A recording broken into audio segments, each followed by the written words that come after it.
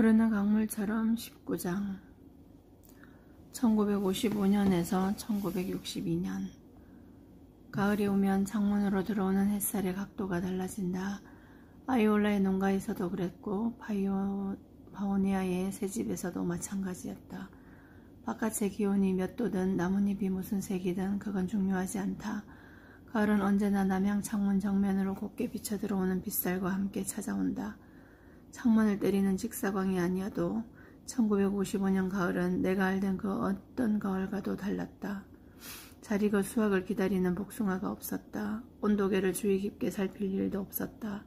서리가 내리면 어쩌나, 바람에 바구니가 쓰러져 복숭아가 멍들었으면 어쩌나, 일손이 부족하면 어쩌나 걱정하느라 밤잠을 설칠 일도 없었다. 아침 저녁으로 과수원에 나가 나무를 돌보았지만 내가 할 일이라고는 인내심 있게 기다리는 것뿐이었다. 산막에서 초여름을 보내면서 시간을 채우려고 할 게 아니라 신뢰하는 방법을 익혀야겠다고 생각했던 그때 이후로 이토록 느긋하게 하루를 보낸 건 처음이었다. 바오니아에서 처음 맞는 광활한 가을날, 나는 몇 안 되는 농장 일을 마치고 노스포크 강둑을 돌아다니며 강물이 어디로 흘러가는지 살펴보았다. 얕은 물가에는 둥글고 검은 돌멩이들이 마치 잠자는 거북이 등처럼 튀어나와 있었다. 나는 그 돌들을 징검다리 삼아 유속이 느린 데까지 뛰어가서 물 한가운데 자리를 잡고 앉아 겨울 준비를 하는 주변의 모든 것을 지켜보았다.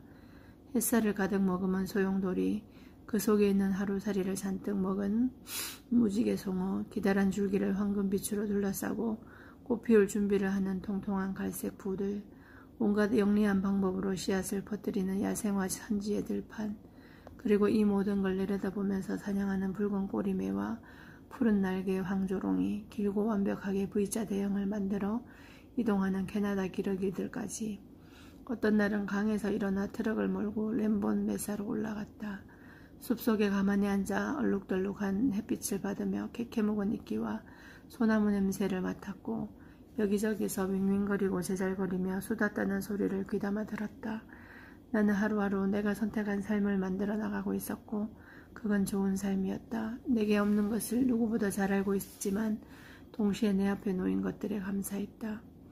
선선했던 가을 날씨는 곧 포근하고 화창한 겨울로 접어들었고 보기에 편안하지만 성가시지는 않을 만큼 딱 적당히 눈이 내렸다. 여기저기서 짝이 안 맞는 의자를 몇 개 가져다가 하딩씨가 두고 간 기다란 소나무 식탁에 놓았다. 소나무 식탁의 단골 손님은 그리니 교수님과 학생들이었다. 에드 쿠퍼 씨와 그의 아내 젤다도 단골이 되었다. 금발의 화려한 장실구를 즐겨하는 젤다는 쾌활한 사람이었다. 우리 집에 올 때마다 전문 빵집의 빵과 즐거운 대화거리를 늘 챙겨왔고 어떻게든 내게 새 친구를 만들어주려고 자기 지인을 한두 명씩 꼭 데리고 왔다. 부부는 그의 크리스마스 만찬에 나를 초대했다. 그런 초대를 받는 건 처음이었다. 크리스마스 날 나는 부부의 다른 친척들과 함께 시내의 높은 빅토리아풍 주택에 함께 모였다. 살면서 그렇게 많이 웃은 날은 처음이었다. 1월에는 아랫목에 새로운 가족이 이사왔다. 여느 이웃들처럼 그 집도 설탕 한 컵, 연장, 전구 등 이런저런 필요한 게 있을 때마다 아들을 우리 집으로 보냈다. 늘 아들만 보내기에 아이 어머니는 너무 바쁘거나 낯가림이 심한 사람이려니 싶었다. 그 집 아들 카를로스는 예의 바르고 호기심이 많은 아이였고 무엇보다 우리 베이비 블루와 동갑내기였다. 카를로스가 올 때마다 나는 빌려달라는 건 물론이고 쿠키라도 함께 내어주며 최대한 오랫동안 아이를 붙잡고 이런저런 바보 같은 이야기를 나누었다. 현관에 배웅하러 나왔다가 추운 날 마당에서 개들과 장난치거나 눈덩이를 굴리며 노는 카를로스를 보고 있으면 옷을 꽁꽁 껴입은 저 아이가 내 자식 같다는 생각을 떨쳐내기 힘들었다. 발그레한 뺨에 코를 묶고 싱긋 웃는 얼굴, 스타킹 캡 밖으로 삐져나온 검은 생머리까지 내가 상상했던 아들의 모습 그대로였다. 그날 이후로 나는 커가는 카를로스를 보면서 내 아들의 키를 가늠했다. 1956년 봄이 되자 동네 사람들은 저마다 농장일로 너무 바빠져서 자주 모이지 못했다. 내 땅이 겨울에서 깨어나자 나도 기꺼이 일상의 리듬으로 빠져들었다. 지난 봄보다 2배는 많은 복숭아 꽃봉오리가 빛나는 약속처럼 통통하게 피어났다. 우리는 그러니까 꽃봉오리들과 나는 이제 나무에서 꽃을 피워도 된다고 허락해달라고 한마음으로 기도했다. 그러나 그리니 교수님으로부터 1년 더 나무를 쉬게 하라는 조언이 떨어졌고 나는 또 몇 주간 꽃봉오리를 잘라냈다. 교수님의 방법이 효과가 있다는 증거를 내 눈으로 직접 보았기 때문에 이번엔 꽃봉오리를 잘라내면서도 작년만큼 걱정스럽지 않았다. 우리에겐 그저 시간이 조금 더 필요할 뿐이었다. 나는 비료를 주고 가지를 치고 잡초를 뽑으며 가만히 기다렸다. 부엌 텃밭에 씨앗을 심고 수로를 손보고 도랑을 치우고 새 땅의 미묘한 차이를 관찰하며 그렇게 조금씩 내 땅을 알아갔다. 그해 여름에도 나는 공터로 돌아가 바위 꼭대기에 7번째 돌멩이를 올려두고 아들을 생각하며 축복의 말을 건넸다. 이 일도 작년보다 덜 괴로웠다. 새소리가 들리는 소나무 아래 통나무에 앉아서 아들에게 말했다. 혹시 새로운 집이 필요하다면 내가 그 집을 마련하고 있다고. 다른 어머니에게도 말했다. 고맙다고. 그리고 당신과 내 아들이 어디에서 살고 있을지 정말 궁금하다고. 이후 몇 년간 있었던 세세한 일들은 잘 기억나지 않는다. 모든 삶이 그러하듯 어려움은 생기고 사라지길 반복했다. 루비 앨리스가 키우던 소형견들은 하나씩 죽거나 사라졌다. 첫 2해 동안 수확한 복숭아 대부분은 돼지밥통행이 되었다. 서리, 가뭄, 해충, 망가진 장비, 외로움과 같은 숱한 시련에 맞서 싸워야 했다. 그러나 나는 불평하지 않았다. 새 땅이 나를 받아들이기로 선택했으니 그 영광스러운 선택에 걸맞는 결단력과 보살핌으로 보답했다. 파오네아와 노스포크밸리는 특유의 편안한 리듬으로 나를 품어주면서 내 슬픔을 가라앉혀 주었다. 가을에는 통조림을 만들고 품앗이를 다니느라 바빴다. 그리고 찾아온 고요한 겨울에는 맛있는 음식과 독서 시간, 눈, 쿠퍼시 내 가족과 함께 보내는 시절이 있었다. 그리고 다시 봄이 오면 거의 모든 농장은 일거리와 경이로움과 풍성한 과일나무 꽃으로 가득해졌다. 내가 주로 기억하는 풍경은 길고 무더운 여름날이다. 나는 여름마다 과수원을 돌보고 강을 따라 산책하고 8월이면 어김없이 공터로 가 돌멩이를 올려두었다. 그리고 마침내 축복스럽게도 몇 년간의 기다림 끝에 이식한 모든 나무에서 완벽한 내시 복숭아가 풍요롭게 열렸고 첫 수확을 거두었다. 이듬해 여름도 그 다음 여름도 마찬가지였다. 그렇다고 아이올라를 잊고 지냈던 건 아니다. 한동안은 저수지 사업 계획에 관해 들리는 소문이 있을 때마다 에드 쿠퍼 씨가 내게 전해주었다. 그러다 프로젝트가 지지부진해지면서 쿠퍼 씨도 흥미를 잃었는지 언젠가부터는 아예 언급조차 하지 않았다. 매해 8월 공터에 다녀올 때마다 나는 50번 고속도로와 자갈길이 만나는 교차로에서 잠시 차를 멈추었다. 여기서 우회전을 해 거니슨 건과 녹슨 옛 철로를 따라가면 내가 아이올라에 남기고 떠난 것들을 한 번 더 볼 수 있을 터였다. 그러나 그때마다 나는 점점 더 커지는 댐 부지에서 하곡을 집어삼키고 있는 불도저와 크레인, 콘크리트 더미에서 눈을 돌려 지금 내 집이 있는 곳을 향해 핸들을 왼쪽으로 틀었다. 그래도 거니스 강이 여전히 자유롭게 흐르고 있다는 사실이 정말 감사했다. 1962년 6월 구름이 깔린 선선한 어느 날 집에서 할 일을 마치고 시내로 차를 몰고 나가 장을 봤다. 집에서 끓이는 것보다 못한 커피를 돈 주고 사 마시는 건 바보 같은 짓이라고 생각하는 나였지만 그날은 어쨌든 더 다이너에서 젤다 쿠퍼를 만나기로 약속한 날이었다. 젤다와의 대화는 언제나 재미있고 유쾌했다. 똑똑하고 책도 많이 읽고 자신감이 넘치는 젤다가 나를 웃게 해줄 때가 많았다. 수년간 무총각들이 그토록 우리 집 문을 두드렸던 것도 다름 아닌 젤다 때문이었다. 물론 나는 전혀 관심이 없었지만 그래도 나를 생각해준 젤다에게 고마웠다. 루비 앨리스 에이커스와의 기묘한 유대관계를 제외하면 젤다는 내 평생 처음으로 사귄 진짜 친구였다. 그날 젤다는 연두색 칠부 바지에 오렌지색과 분홍색이 섞인 줄무늬 셔츠를 입고 있었다. 금발로 탈색한 머리카락은 녹색 머리띠로 봉긋하게 부풀려지고 바깥쪽으로 둥글게 컬이 들어간 채 오렌지색 모조 다이아몬드 귀걸이가 짤랑거리는 귀까지 내려와 있었다.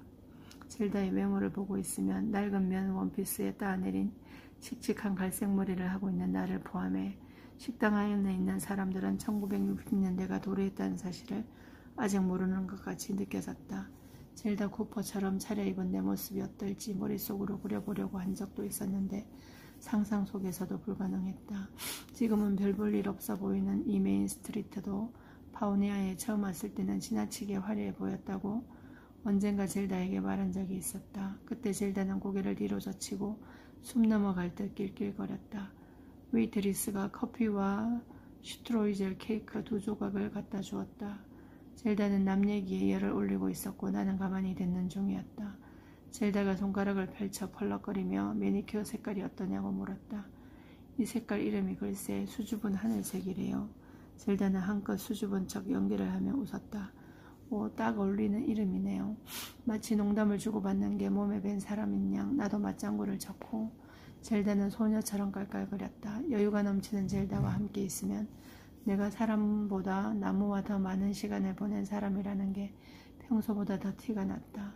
그런 내가 말실수를 하더라도 다행히 젤다는 절대 불평하지 않았다. 젤다의 매니큐어 얘기를 들으면서 옆 테이블을 힐끗 쳐다보았다. 거기 앉은 목장 주인은 마치 우리의 수다에 벽을 치듯 델타 카운티 인디펜던트를 펼쳐 코에 닿을 만큼 가까이 당겼다. 그러자 두껍고 진한 글씨로 적힌 헤드라인이 눈에 들어왔다. 아이올라, 사피네로, 세볼라의 안녕. 새 저수지 건설로 웨스턴 슬로프 마을 주민들 퇴거. 나는 고개를 떨구었다. 젤다가 걱정스러운 얼굴로 주변을 둘러보았다. 나는 옆자리 신문의 헤드라인을 가리키며 그게 내게 어떤 의미인지 얘기했다. 자기야, 무정한 말투가 아니었다. 몇 년 전부터 알고 있던 일이잖아요. 나는 고개를 끄덕였다. 맞는 말이었다.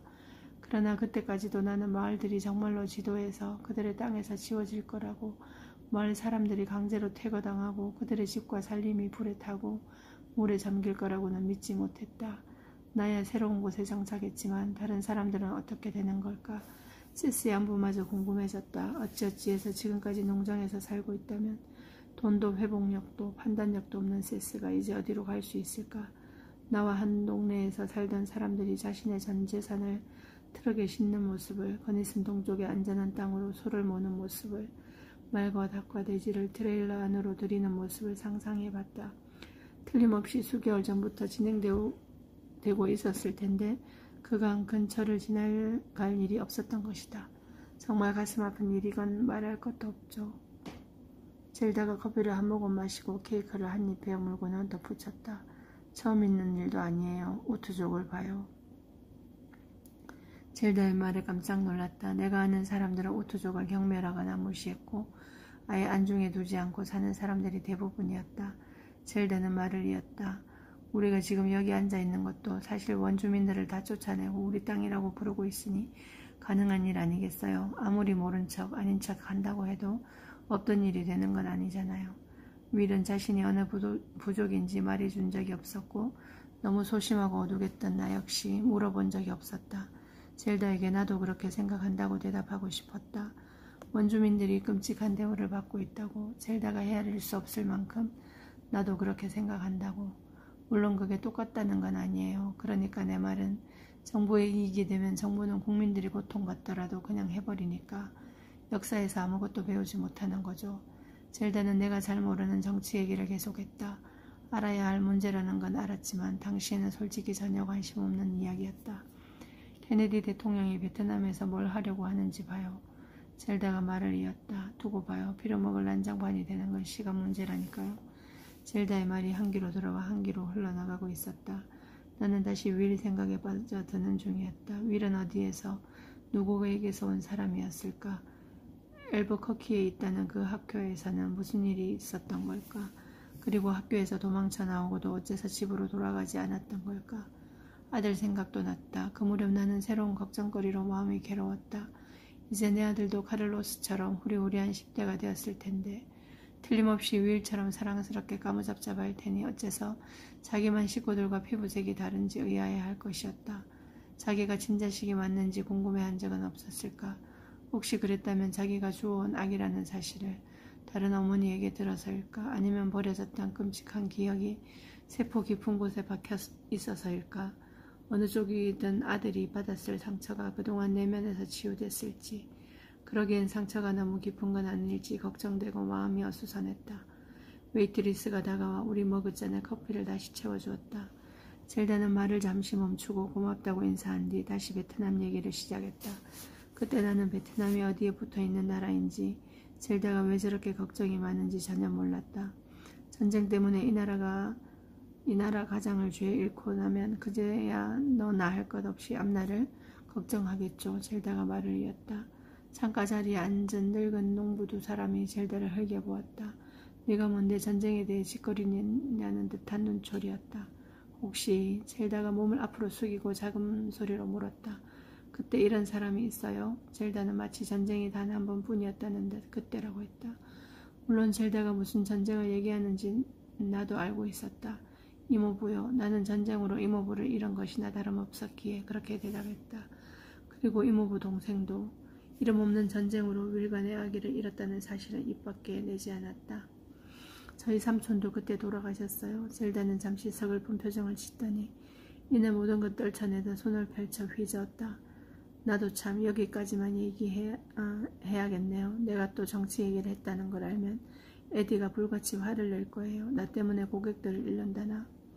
젤다가 파란 눈동자를 거들뜨며 화제를 바꾸었다. 젤다는 최근 앵무새 죽이기를 봤다면서 영화가 내려가기 전에 파라다이스 극장에 가서 꼭 한번 보라고 당부했고 또 보고 싶으니 그때 자기가 같이 가겠다고 덧붙였다.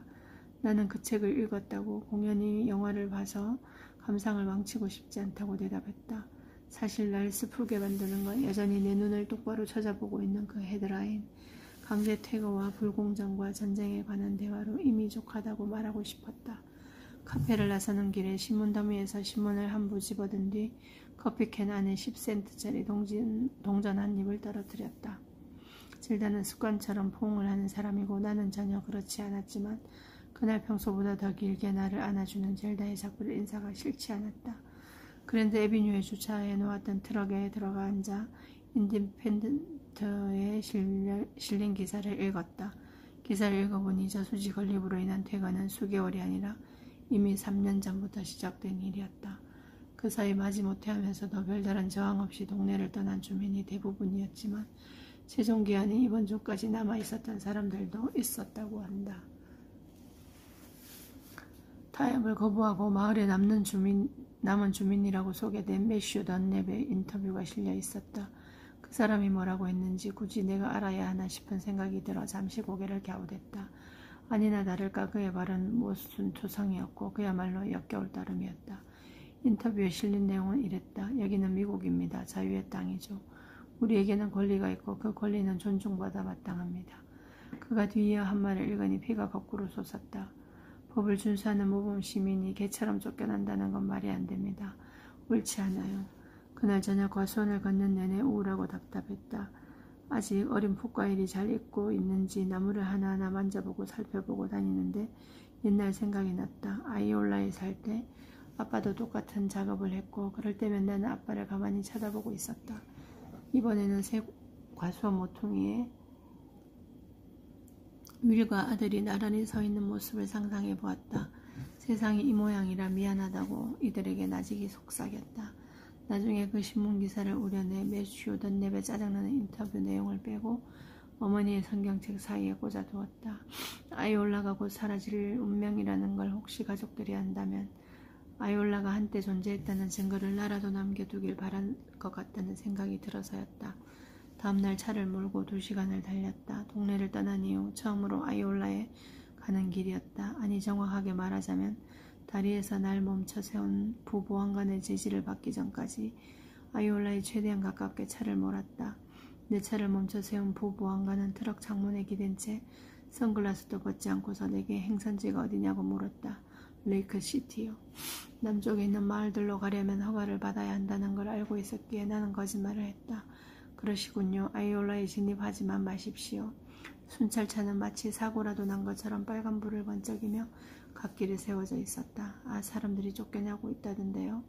반응을 보려고 그냥 한번 던져본 말이었다.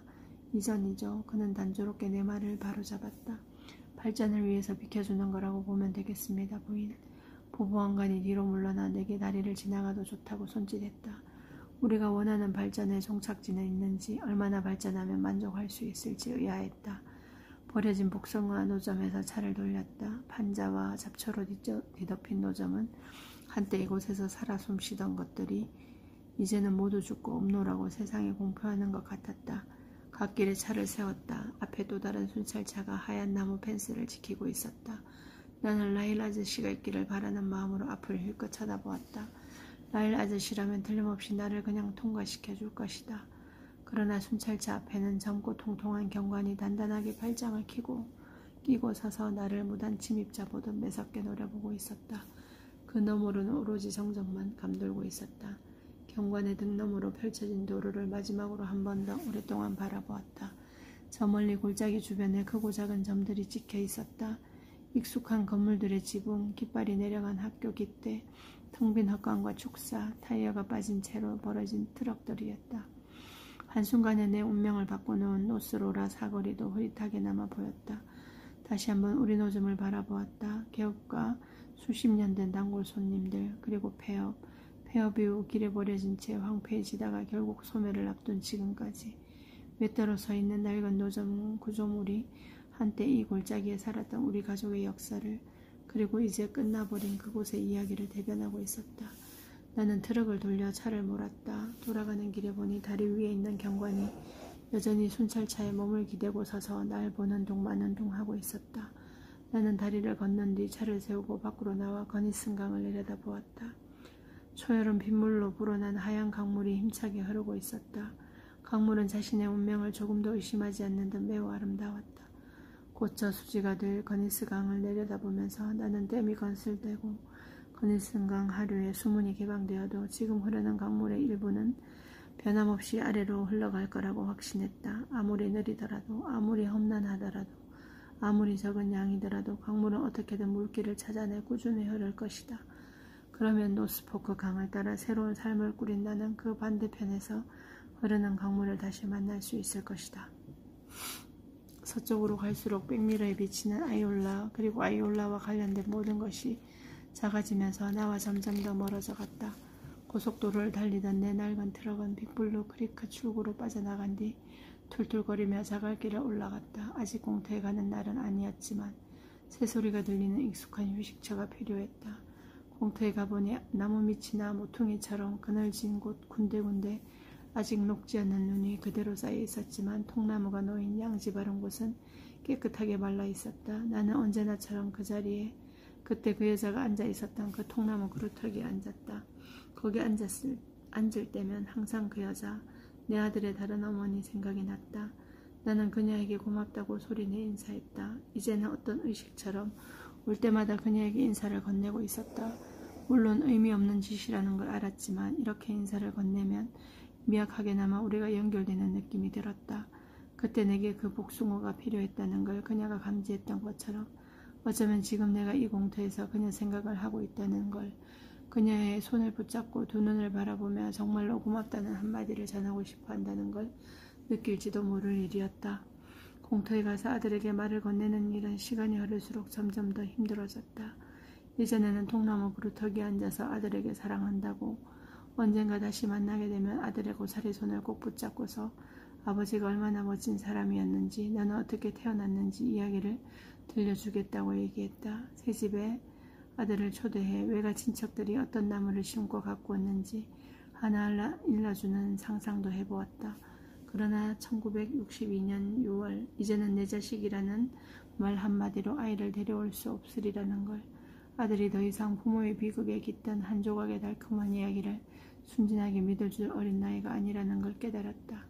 이제 내가 아들에게 할 수 있는 말이라고는 하나밖에 없었다.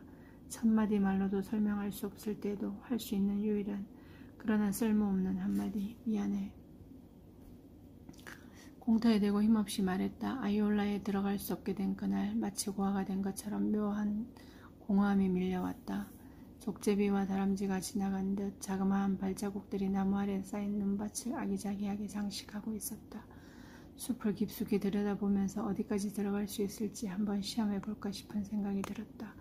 그동안 공터 너머로 모험을 떠난 건 딱 한 번, 산막을 찾아가 보려고 했을 때뿐이었다. 그러나 익숙한 어떤 것도 눈에 들어오지 않아 금세 방향 감각을 잃어버렸고 길을 잃을까봐 두려워서 서둘러 돌아 나왔다. 이번에는 괜찮을 것 같았다. 얄팍하게 쌓인 눈에 발자국이 찍힐 테니 행여 길을 잃더라도 안전하게 돌아 나올 수 있을 터였다. 산막은 지금 어떤 모습일까? 눈사태에 무너졌거나 썩어버리진 않았을까? 또 다른 누군가의 새로운 피난처가 되어 있지는 않을까? 양치기나 사냥꾼 아니면 도망자가 그 산막에 들어가 내가 남겨두고 온 냄비에 콩을 끓이고 양초에 불을 붙여 어두운 밤을 밝히고 있을지도 모를 일이었다. 그러다 문득 왜 내가 거기로 돌아가려고 하는지 의문이 들었다. 산목과 나는 이미 끝난 사이이고 우리 사이에 남은 볼 일은 없었다. 바로 그날 아이올라 언저리에서 다시 배운 교훈처럼 단순히 돌아갈 수 없을 때도 있는 법이다. 윌이라면 틀림없이 이를 알고 있었을 터였다. 나는 맑은 공기를 마시며 조금 더 앉아있다가 일어나서 땅을 훑어가며 돌멩이를 찾았다. 동그라미에 놓을 13번째 돌멩이. 그동안 신중하게 골라서 올려놓은 다른 돌들처럼 매끄럽고 희끗한 타원형 돌멩이를 찾아 손에 쥔 나는 돌멩이에 살포시 입을 맞추고 입술을 떼지 않은 채 바위 쪽으로 걸어갔다. 그때 발자국이 눈에 들어왔다. 바위 주변에 찍힌 발자국 하나, 그리고 눈 주변 진흙에 찍힌 발자국 하나, 두 켤레의 다른 신발 자국이 틀림없었다. 가까이 다가가 보니 발자국 하나는 내 발과 비슷한 크기였고 다른 하나는 조금 더 작았다. 순간 누가 나를 쳐다보고 있나 싶어 고요한 숲을 이리저리 둘러보았다. 그러나 공터 구석구석을 누빈 뒤 빠져나간 발자국이 뭉개진 채 굳은 걸 보니 적어도 며칠은 지난 것 같았다. 벌써 수년째 공터를 드나들었지만 다른 사람이 다녀간 흔적을 본 적은 없었다. 산짐승이나 거센 비바람 때문에 돌멩이가 제자리에서 살짝 벗어나 있거나 바위 옆에 떨어져 있는 정도가 다였다. 사람 발자국에 내 가슴이 쿵쾅거렸다. 서둘러 고개를 들어 바위 꼭대기를 쳐다보았다. 돌멩이 12개는 가지런한 모습 그대로였다. 그런데 동그라미 한가운데 큼직하고 둥그스름한 돌 하나가 놓여 있었다. 나는 헛개비라도 본 듯 깜짝 놀라 손을 뻗어 얼른 그 돌덩이를 그러지었다. 묵직하고 둥근 돌은 분명 그때 그 복숭아의 크기와 모양을 꼭 닮아 있었다. 어떻게 된 일인지 알고 싶은 간절함에 몇 번이고 공터를 두리번거렸다. 새 한 마리, 다람쥐 한 마리, 나뭇가지 하나도 움직이지 않았다. 한낮에 기다란 구름조차 태양을 향해 가던 걸음을 잠시 멈추었다. 정막 속에서 얼마나 오래인지 모를 만큼 한참 동안 가만히 귀를 기울이고 서 있었다. 둥그런 돌덩이를 움켜쥔 손을 배에 갖다 댄 채 아주 작은 단서라도 찾을 수 있을까 공터를 샅샅이 뒤졌다. 끝내 아무것도 자신의 존재를 드러내지 않았고 나는 그제서야 공터의 간 목적을 실행에 옮겼다. 바위 위 동그라미에 13번째 돌멩이를 내려놓고 아들을 향한 축복의 말을 전했다. 구름이 아들을 뒤덮으면서 왼팔을 드러내놓고 있기에는 쌀쌀한 날씨가 되었지만 차마 발이 떨어지지 않았다. 물론 알고 있었다. 바위 위에 놓인 둥근 돌은 아무런 의미도 없는 그냥 돌일 수도 있었다. 바위 옆에 찍힌 발자국은 내가 돌멩이로 그려놓은 동그라미를 발견한 어떤 사람이 호기심에 하나 더 올려놓으면서 생긴 흔적일 수도 있었다. 그러나 다른 가능성을 고려하지 않을 수 없었다. 과거에 이 공터가 나를 불렀던 것처럼 지난 수년간 내 아들과 다른 어머니를 불러온 게 아닐까. 내가 그들을 궁금해하는 것처럼 그들도 내가 돌멩이로 그려놓은 동그라미를 보며 나를 궁금해한 건 아닐까. 그래서 혹시 내가 알아볼 수 있지 않을까 싶어 복숭아 모양의 메시지를 남겨둔 건 아닐까. 20장 1970년. 시간이 흐를수록 점점 더 과수원에서 보는 여름 해돋이에 푹 빠져들었다. 농가 샘문을 열고 이슬 맺힌 바깥으로 나가 익어가는 복숭아와 비옥한 토양과 밤새 내린 비가 만든 달콤한 향기를 맡으며 시작하는 하루는 그것만으로도 충분히 좋았다. 1970년 8월 중순, 그날도 어김없이 청아한 황금빛으로 동력 하늘이 밝아왔다. 차가운 금속 수도꼭지를 돌려 콸콸콸 쏟아져 나오는 물로 고랑을 흠뻑 적시며 관계용수를 흘려보낸 뒤 과수원 바구니를 씹어들고 복숭아를 따기 시작했다. 복숭아는 하나같이 흠잡을 데 없이 통통했고 아주 달콤했다. 새 땅도 흐르는 세월도 대부분은 내게 상냥했다. 그리니 교수님의 도움을 받으며 이식된 나무들을 최대한의 생산량과 품질로 다시 끌어올리는 데는 10년 가까이 걸렸고 이식된 나무들을 비옥한 새 블록에 접붙이기 하는데도 그만큼 오랜 세월이 걸렸지만 결국 우리는 홀리스 할아버지와 아빠가 자랑스러워할 만한 일에 성공했다. 그해 여름이 되자 곳곳에 노점 판매대에 내시 복숭아가 진열됐고 내시 복숭아를 사려는 손님들이 멀리서 찾아왔다. 그리니 교수님은 여러 편의 논문을 발표해 상도 받고 종신교수직도 얻었다. 그리고 나는 다시 어릴 때처럼 늦여름과 초가을, 동틀녘이면 항상 복숭아를 따기 시작했다. 매년 순례하듯 공터를 찾아갔지만 복숭아 모양 돌멩이의 수수께끼는 풀지 못했다. 1962년 봄날 그 돌멩이와 눈밭에 찍힌 발자국을 발견한 이후로는 혹시 이들이 다시 돌아왔다는 흔적을 찾을 수 있을까? 아니면 발자국의 주인이 누구인지 알려줄 만한 실마리라도 찾을 수 있을까 싶어서 몇 달 동안 거의 매주 공터를 찾아갔지만 아무것도 찾지 못했다. 그 후 몇 년간은 공터에 갈 때마다 그들이 다녀갔다는 신라 같은 흔적이라도 찾고 싶은 간절함에 공터 모퉁이까지 샅샅이 뒤지고 다녔다. 한 번은 트럭을 뒤져서 종이 쪼가리를 찾아 급하게 메모를 적어 남기고 온 적도 있었다.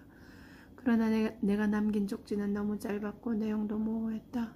게다가 단단히 고정해두지도 않았던 터라 바람에 날아갔어도 전혀 이상할 게 없었다. 내가 남긴 쪽지에는 말해주세요라는 5글자가 전부였다. 여전히 아무 단서도 없었다. 결국 나는 단서 찾기를 그만두었고 둥근 돌덩이가 누군가 나에게 남겨두고 간 것일 수도 있다는 무모한 희망을 떨쳐버렸다. 고요하고 신성한 공터 안 통나무 그루터기에 가만히 앉아있던 나는 아들을 생각하며 돌멩이를 하나 더 올려놓을 수 있다면 그걸로 족하다고 생각하려고 했었다. 둥그스름한 돌멩이는 한참 전에 집으로 가져가 책장에 올려두었다. 그 돌멩이는 잃어버린 내 아들과 다시 만나고 싶다는 희망을 상징하는 게 아니었다.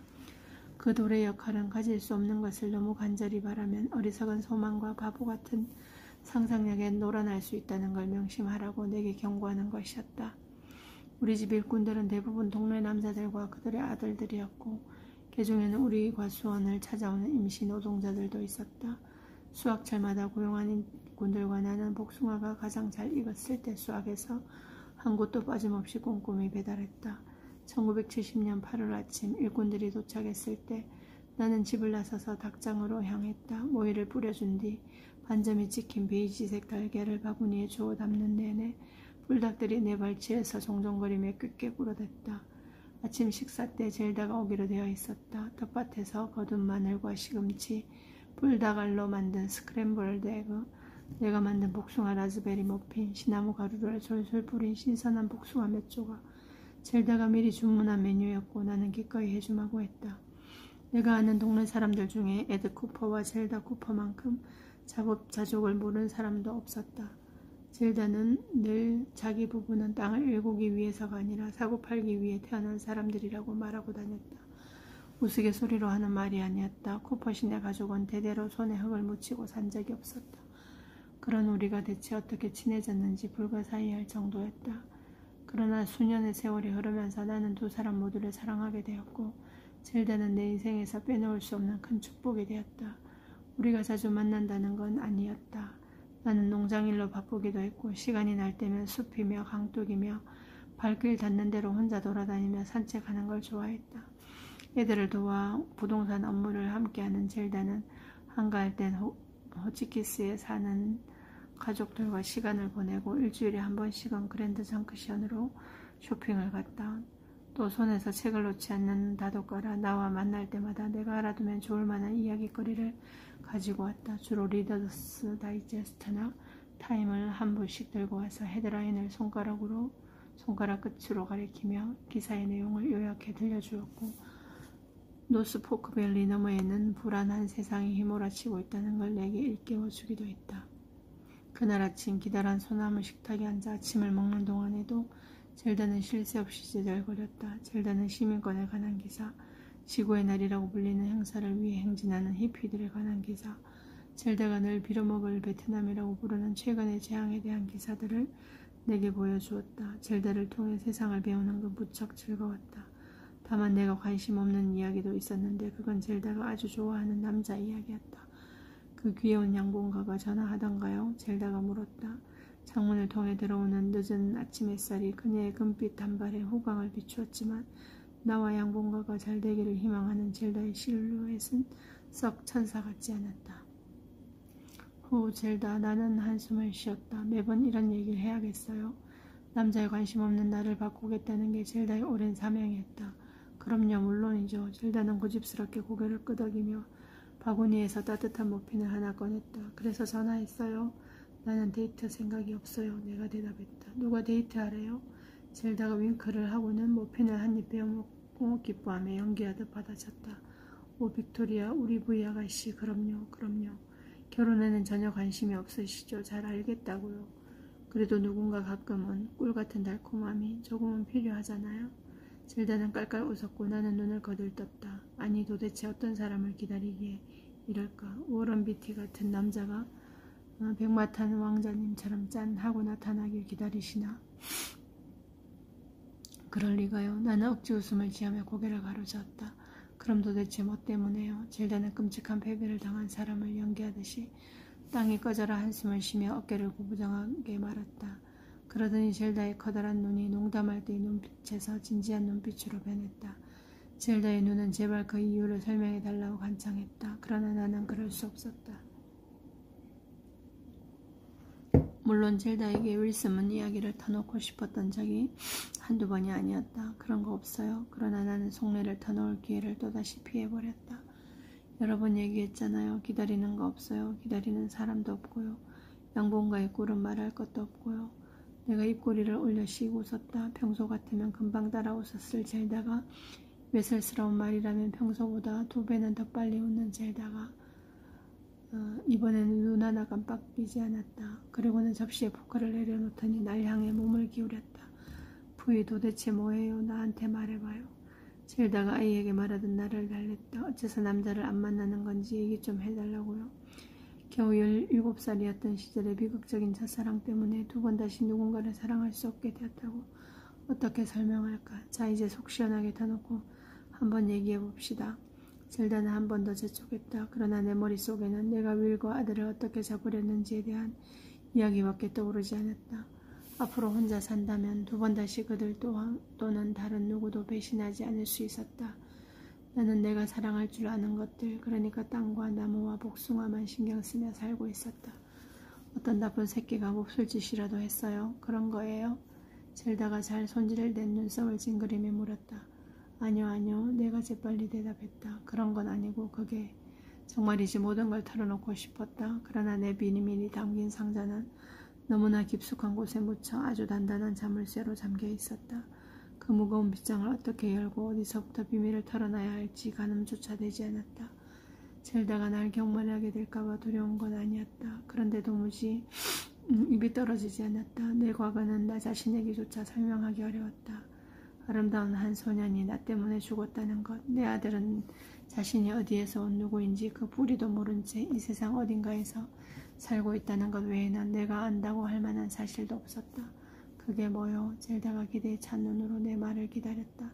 그게 아무것도 아니에요. 나는 결국 뿌리를 내리지 못하고 둥둥 떠다니는 씨앗처럼 또다시 진실을 흘려보냈다. 여자 좋아해요? 비판하려는 기색 없는 순수한 질문이었다. 그런 거 아니에요? 괴짜과학자 양반한테 빠져있어요? 그리니 교수님요? 세상에 절대 아니에요.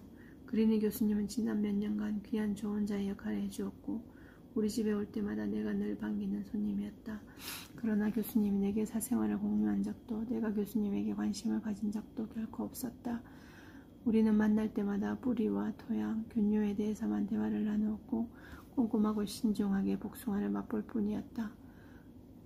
무슨 남은 수녀 그건가? 과수원하고 결혼했다 그런 거예요? 젤다는 이번에도 전혀 빈정되는 기색 없이 물었다. 에이 아니요. 진심으로 순수하게 묻는 젤다는 무표정했고 그런 젤다의 얼굴에 나는 웃음이 나왔다. 내가 복숭아를 더 썰어오려고 부엌으로 가는 동안 젤다는 한숨을 쉬며 접시에 담긴 달걀을 마저 먹었다. 그래서 남자도 없고 아기도 없고 복숭아를 들고 식탁으로 돌아올 때 젤다가 무심코 말을 던졌다. 가슴이 철렁 내려앉았다. 남자 얘기는 그래 꺼낼 수는 있었다. 그러나 아기 얘기는 차마 입에 올릴 수도 없는 주제였다. 그 무렵 공터한 바위 위에는 20개의 돌멩이가 올려져 있었다. 개수가 너무 늘면서부터 다닥다닥 겹쳐놓은 돌멩이들이 이제는 달팽이 껍데기처럼 낯선 형을 그리고 있었다. 어느덧 20개의 돌멩이가 바위의 팽팽한 꼭대기를 가득 메우고 있었다. 몇 해 전에 돌멩이 원 한가운데서 발견했던 복숭아 모양의 잿빛 돌덩이는 지금 젤다의 머리 바로 뒤 책장에 놓여 있었다. 젤다는 어때요? 젤다가 꺼낸 아기 이야기를 외면하고 이번엔 내가 물었다. 왜 아이를 안 갖는지 얘기한 적 없잖아요. 나도 물론 궁금했지만 괜한 참견하고 싶지 않아서. 세상에 자기가 나한테 뭘 물어도 나는 절대 자기가 참견한다고 생각하지 않아. 젤다는 내 엉터리 같은 질문을 떨쳐내던 매니큐어를 칠한 손가락을 펼쳐 손부채질을 했다. 솔직히 너무 비참해요. 그녀가 말을 이었다. 외모는 번지르르 할지 모르지만 그녀는 게임쇼의 트로피처럼 양손으로 자신의 오렌지색 민소매 미니 원피스에 옆구리를 쓸어내렸다. 그럼 뭘 해요? 아기를 못 갖는데. 6번이라고 했다. 6번의 임신, 6번의 유산. 6번째는 시기가 너무 늦었던 탓에 너무나도 자꾸 푸르스름한 아기를 실제로 안아보기까지 했다고 말하면서 젤다는 자랑하게 몸을 곱송거렸다. 이런 젤다, 생기없는 신생아를 안았던 고통스러운 기억과 내 아기가 거친 첫 숨결을 내뱉었던 기억이 기적이 떠올랐다. 친구의 슬픔과 내 기억 속 안도감이 밀려오며 금세 눈물이 차올랐다. 아들이었어요. 젤다의 목소리는 진지했다. 이름도 지었는데 조셉이라고. 젤다는 잠시 말을 멈추었다. 조셉을, 내 모든 자식을 저는 바로 여기에 품고 살아요. 젤다는 한 손을 가슴에 얹었다. 에디하고 둘이 남부럽지 않게 잘 살고 있지만 늘 마음 한구석이 허전하네요. 무슨 말인지 알죠? 무슨 말인지 나도 알았다. 눈물을 훔친 뒤 이야기를 들었다. 날 미쳤다고 생각할 수도 있는데 빅토리아가 이곳에 오기 전의 일이에요. 그때는 크리스마스 아침마다 거실이며 마당이며 나무 주변을 바라보면서 내 모든 자식들이 모여서 강아지처럼 장난치고 씨름하며 노는 모습을 상상했어요.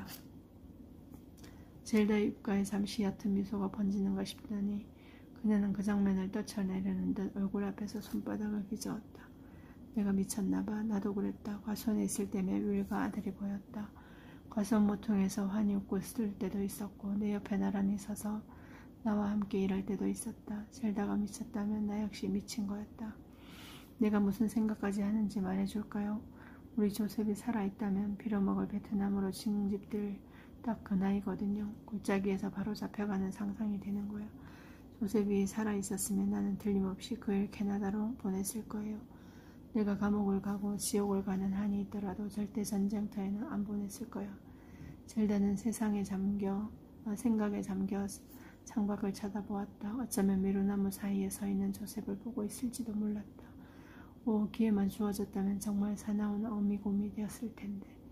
여러모로 젤다가 부러웠다. 대화를 이끌어가는 재주, 정치에 빠삭할 만큼의 영리함, 가까운 친척들의 존재, 패션감과 당당한 웃음, 심지어 큼직한 옥빛 눈과 길고 까만 속눈썹마저도 부러웠다. 반대로 젤다는 날 보고 있으면 많은 것이 부럽다고 했다. 나처럼 혼자 힘으로 살아가는 건 상상도 못하겠다고.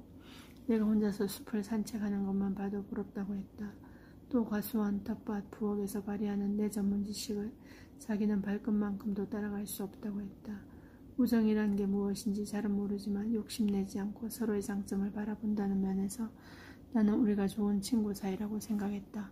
젤다가 자신의 고통스러운 과거를 어려워하지 않고 솔직하게 고백했던 그날 나는 정말 가슴이 아팠지만 한편으로는 자기 비난 없이 담백하게 자신의 얘기를 하는 젤다가 너무나도 부러웠다. 샘문을 두드리는 소리가 우리의 대화를 끊지 않았더라면 어쩌면 나도 마침내 그 얘기를 꺼냈을지도 그렇게 젤다에게 모든 걸 고백했을지도 모르겠다. 문 밖엔 카를로스가 빨간색 철제 연장통을 들고 서 있었다. 카를로스는 키가 크고 어깨가 넓고 잘생긴 21살의 청년이자 훌륭한 목수였다. 카를로스는 내가 언제든 일거리를 준다는 걸 알고 있었고 용돈이 필요할 때는 우리 집에 들렀다. 카를로스를 안으로 초대하자 그는 조용하고 정중하게 들어와 한동안 우리와 함께 식탁에 앉아 있었다. 카를로스가 복숭아 머핀을 개눈 감추듯 먹는 동안 질다는 수다스럽게 실문을 퍼붓고 카를로스는 시종일관 싹싹하게 웃는 얼굴로 고개를 끄덕이며 대답했다. 나는 그저 가만히 보고만 있었다. 카를로스가 먹는 모습, 웃는 모습, 굳은 살이 박인 손으로 검은 앞머리를 매만지는 모습을 징집되면 어떻게 할 거예요? 나는 얼마나 넋을 놓고 있었던지 이 질문이 들릴 때까지 젤다가 또 베트남 얘기를 하는 것도 알아차리지 못하고 있었다. 오지로 떠날 겁니다. 카를로스가 머핀을 입에 한가득 넣은 채 주저없이 창밖으로 보이는 웨스트 엘카 산맥의 드넓은 황야를 손가락으로 가리켰다. 저 산속으로요. 저기 지리에 바삭하거든요. 젤다는 고개를 끄덕이더니 마치 카를로스를 앉은 자리 그대로 뿌리받고 싶어하는 사람처럼 그의 어깨를 양손으로 꾹 눌렀다. 좋은 생각이에요. 그런 계획을 세우는 카를로스를 보니 과거에 나만큼이나 어리고 순진하고 대담하다는 생각이 들었다.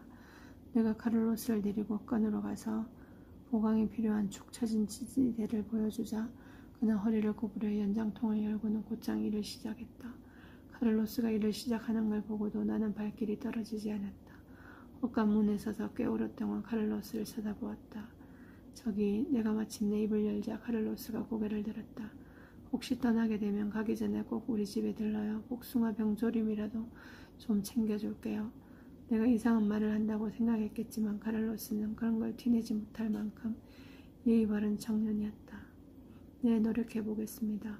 카를로스가 공손하게 고개를 끄덕였다. 젊은이들이 완곡하게 거절할 때 하는 말이었다.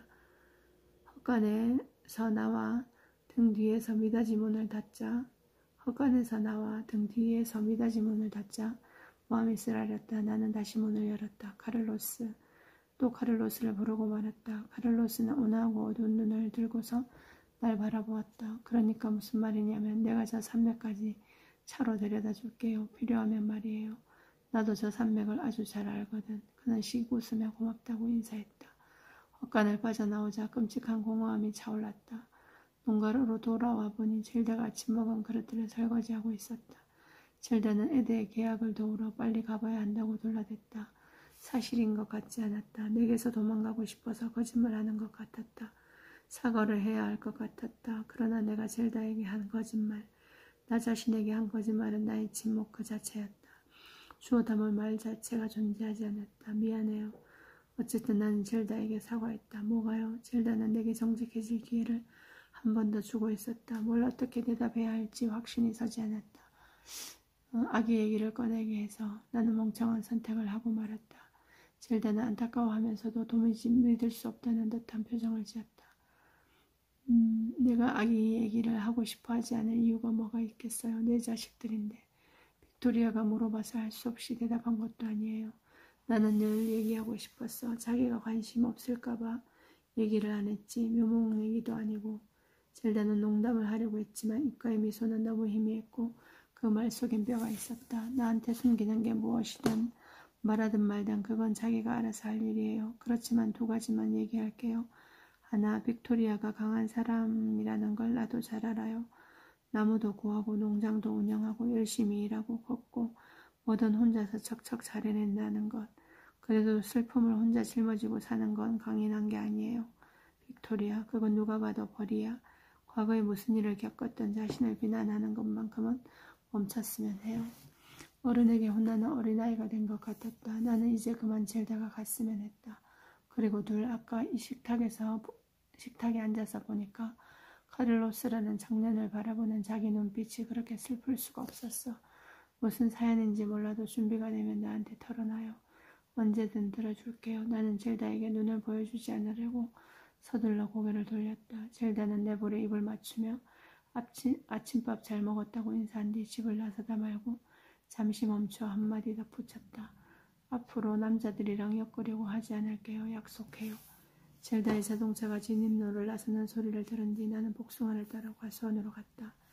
줄줄이 매달린 완벽한 복숭아가 나를 에워싸고 있었다. 일꾼들이 사다리 꼭대기에서 휘파람을 불었고 복숭아가 가득 담긴 바구니들이 배달 트럭을 기다리며 길가에 늘어서 있었다. 관계수는 풍부하게 흘렀고 8월의 태양은 따뜻하고 환하게 빛났다.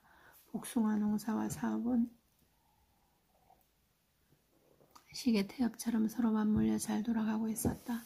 각 지역의 판매대마다 내 복숭아를 사려고 기다리는 사람들이 줄을 이었다. 젤다의 말대로 나는 이 땅을 일굴 만큼 강인하다는 걸 증명해냈고 이 땅은 나를 받아줄 만큼 관대하다는 걸 증명해 보였다.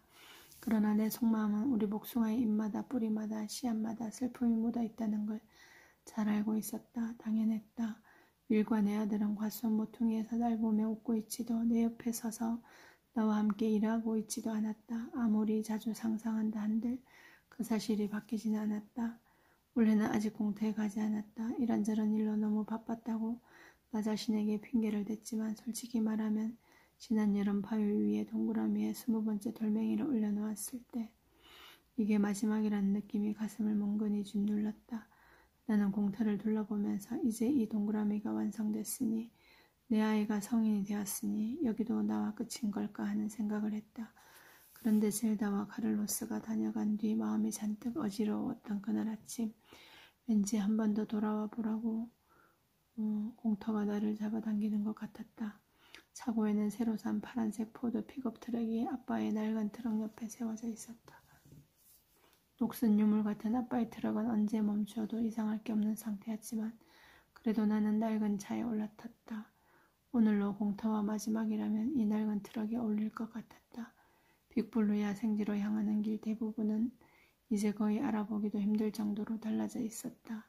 한때 세이지와 소떼뿐이었던 언덕길에는 이제 새로운 자갈길이 깔렸고 대충 지어놓은 노동자 숙소들은 마치 흉터처럼 보였다.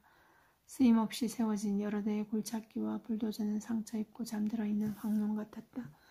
오르락내리락 구불구불해진 50번 고속도로를 타고 가니 블루메사댐을 이루는 우뚝 솟은 콘크리트와 바위 덩어리 풍경이 넓은 흉터처럼 펼쳐졌다. 지난 몇 년간 여름이 되어 공터로 갈 때마다 댐 공사가 진척되는 끔찍한 광경을 보아왔지만 적응되질 않았다.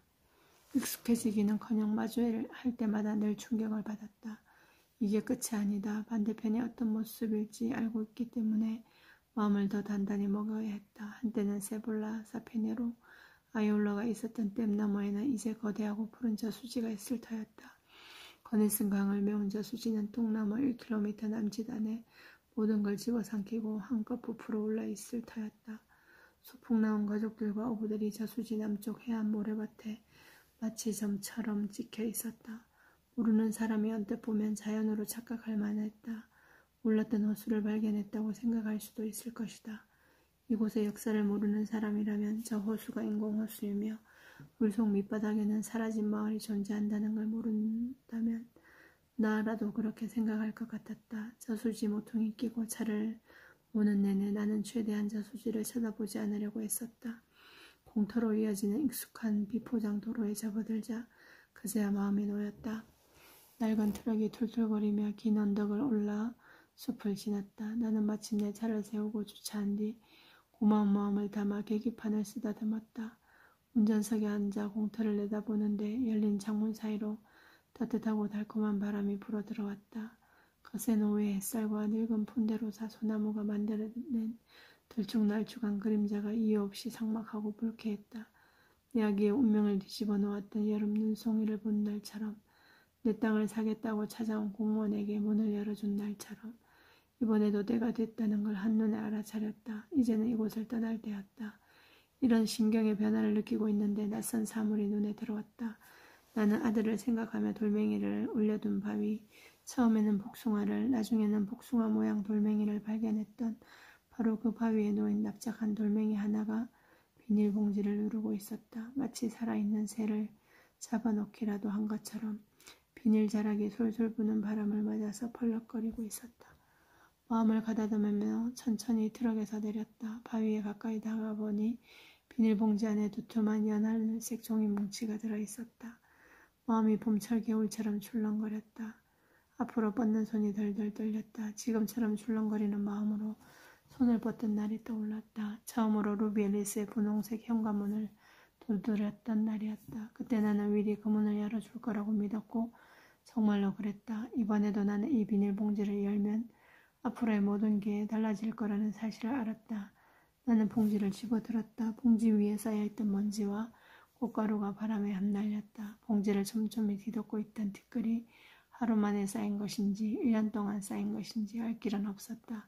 그러나 상관없었다. 이 봉지는 지금 여기에 있고 나도 그랬다. 비닐 너머로 급하게 흘려쓴 글씨가 보였다. 첫 줄을 읽는데 목이 메고 눈물이 차올라 눈앞이 흐려졌다. 편지라기보다 일기에 가까운 문장이었다. 첫 문장을 읽자마자 내게 필요한 사실들을 알게 되었다. 이건 정말로 내게 남겨진 글이었다. 내 아들이 아니라 그 여자, 내 아들의 다른 어머니가 날 위해 놓아둔 것이었다. 나는 티셔츠 자락을 잡아당겨 눈물을 닦고서 비닐봉지 너머로 첫 줄을 읽었다. 아기에게 젖을 먹이는데 어디선가 새소리가 들렸다. 그 뒤에 어떤 말이 쓰여있을지 너무나 궁금했고 또 너무나 두려웠다. 나는 봉지를 통나무로 가지고 와 그녀의 자리이자 내가 늘 머물렀던 자리에 앉았다. 잠시 마음의 준비를 한 뒤 봉지를 열고 종이를 꺼내 무릎 위에 올렸다. 반으로 접힌 종이 한 장이 바닥으로 떨어졌다. 종이를 펼쳐보니 거기에도 급해 보이는 필체로 짤막한 글이 쓰여 있었다. 내게 쓴 쪽지였다. 수프의 어머니에게. 이건 제 이야기입니다. 써보고 싶어서 쓴 글이에요.